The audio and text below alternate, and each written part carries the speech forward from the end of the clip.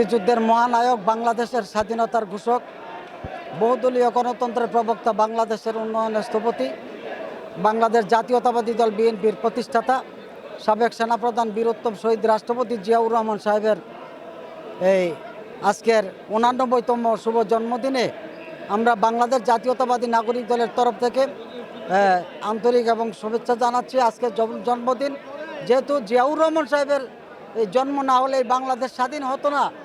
আজকে জিয়াউর রহমান সাহেবের জন্ম হওয়াতে বাংলাদেশ স্বাধীন হয়েছে।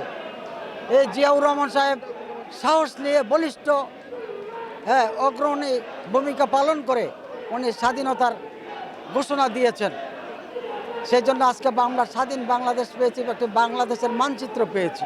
যাই হোক, আমি বলবো বাংলাদেশের সকল জনগণ এই সুসময় আজকে যে গত দুঃসময়ে বাংলাদেশের, আপনারা জানেন, ফ্যাসিস্ট গণহত্যাকারী স্বৈরাচার খুনি হাসিনা দেশকে ধ্বংস করে দিয়ে ফেলেছে।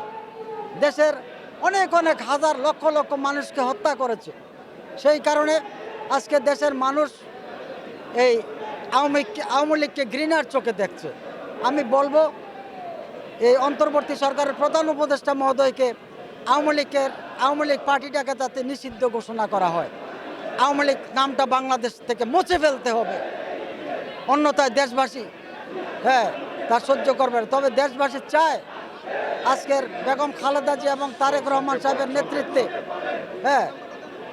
সুন্দর সামনে জনগণের ভোটে এবং ডক্টর ইউনূস সাহেবের নেতৃত্বে আমাদের বাংলাদেশের অভিভাবক বর্তমান ডক্টর ইউনূস সাহেব, ওনার নেতৃত্বে সুষ্ঠু সুন্দরভাবে একটা নির্বাচন হবে। ওই নির্বাচনে বাংলাদেশ জাতীয়তাবাদী দল সংখ্যাগরিষ্ঠতা লাভ করবে এবং সরকার গঠন করবে বিএনপি। ইনশাল্লাহ সেই প্রত্যাশা রাখছি আমরা বাংলাদেশ জাতীয়তাবাদী নাগরিক দলের তরফ থেকে। এর বিরুদ্ধে অনেকে বলে যে বিএনপির কর্মীরা চাঁদাবাজি করে। আমি একজন দরবারের পীর সাহেব, আমি হলফ করে বলতে পারি, যারা বিএনপি করে, ছাত্র দল করে, যুব দল করে, নাগরিক দল করে, কেউ চাঁদাবাজি করে না। এটা আমি হলফ করে বলছি। আওয়ামী লীগ বিভিন্ন ষড়যন্ত্র শুরু করছে সারা দেশে। আজকে অপপ্রচার করে বিএনপির দুর্নাম করার চেষ্টা চালাচ্ছে।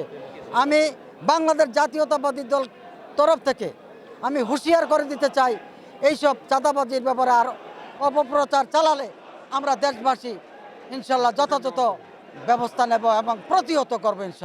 ইনশাল্লাহ বিএনপি 100% আল্লাহর রহমতে জনগণের পাশে থাকবে এবং শক্তিশালী বিএনপি 100% আশা করি। এবং গত ইয়াতে ছিল, এখনও থাকবে। আপনার ভারত যতই মদত দেখুক আওয়ামী লীগের সাথে, আওয়ামী লীগের দেশে আর কখনো ক্ষমতা আসবে না, আল্লাহর রহমতে ফিরে আসবে না। এবং শেখ হাসিনার আমরা এই যে গণহত্যা করছে লক্ষ লক্ষ জনতাকে, আজকে আবু সাইদ সহ যারা এই মুগ্ধ যারা শহীদ হয়েছে তাদের আত্মার মাগফিরাত কামনা করছি।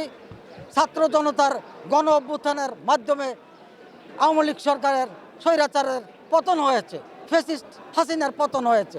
এই শেখ হাসিনার বিচার করতে হবে। তার সঙ্গভঙ্গ যেগুলি আছে, আজকে বিডিআর হত্যা করেছে এই শেখ হাসিনার সঙ্গভঙ্গরা হত্যা করেছে। বিডিআরদের বিচার করতে হবে। পিলখানে যেমন তাপস, হাসিনার যে আছে শেখ হেলাল সহ তাদেরও বিচার করতে হবে, তাদেরকে ফাঁসির কাছে ঝুলাতে হবে। আওয়ামী লীগের শেখ হাসিনাকে ফাঁসি দিতেই হবে, এতে কোনো নিঃসন্দেহ জনগণ চায় শেখ হাসিনার ফাঁসি।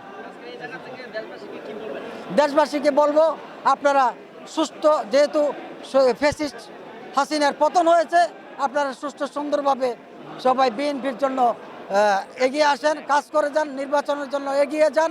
ইনশাল্লাহ বিএনপি সরকার গঠন করবে। এই জাতি ইনশাল্লাহ একটা জাতি স্বৈরাচার থেকে মুক্তি পেয়েছে, আমরা মুক্তি পেয়েছি। ধন্যবাদ। আমি বাংলাদেশ জাতীয়তাবাদী নাগরিক দলের সভাপতি, আমার বিরুদ্ধে এই স্বৈরাচার ফ্যাসিস্ট আওয়ামী লীগের সন্ত্রাসীরা 22টি মামলা করেছে। বেগম খালেদা জিয়ার বিরুদ্ধে অনেক মামলা করেছে। 17 বছর ধরে বিশ্বের বুকে কোনো প্রধানমন্ত্রী এইভাবে কষ্ট পায় নাই। বেগম খালেদা জিয়াকে হত্যা করার জন্য শেখ হাসিনা চেয়েছে, কিন্তু আল্লাহর অশেষ মেয়ের বাড়িতে অলি আল্লাহদের রুহানির ফায়েজের উসিলায়, নবী করিম সাল্লাল্লাহু আলাইহি ওয়াসাল্লামের রুহানির ফায়েজের উসিলায় বেগম খালেদা জিয়াকে বেঁচে গেছেন। ইনশাল্লাহ বেগম খালেদা জিয়ার নেতৃত্বে বিএনপি সরকার গঠন করবে। ধন্যবাদ।